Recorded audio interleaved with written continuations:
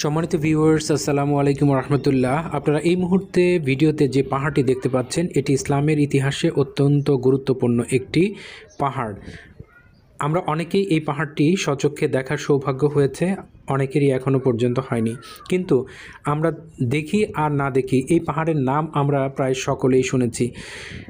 অর্থাৎ উহুদ পাহাড়ের নাম শুনেননি এমন মুসলমান খুঁজে পাওয়া মুশকিল। কারণ এই পাহাড়ের সাথে আমাদের প্রিয় নবী হজরত মুহাম্মদ সাল্লাল্লাহু আলাইহি সাল্লামের নানা স্মৃতি জড়িত।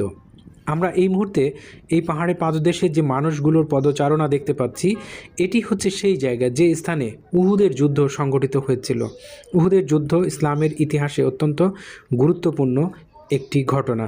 এই উহুদের যুদ্ধে আমাদের ৭০ জন নবী করিম সাল্লাল্লাহু আলাইহি সাল্লামের ৭০ জন সাহাবী শহীদ হয়েছিলেন, তাদের কবরও এই স্থানে রয়েছে। এই পাহাড়টি ঘিরে আরও অনেক ঘটনা রয়েছে। আমাদের প্রিয় নবী হজরত মুহাম্মদ সাল্লাল্লাহু আলাইহি ওয়াসাল্লাম বলে গেছেন, এই পাহাড়টি একটি সময় স্বর্ণে পরিণত হবে। এই পাহাড়টির নিচেই একসময় হারামের সীমানা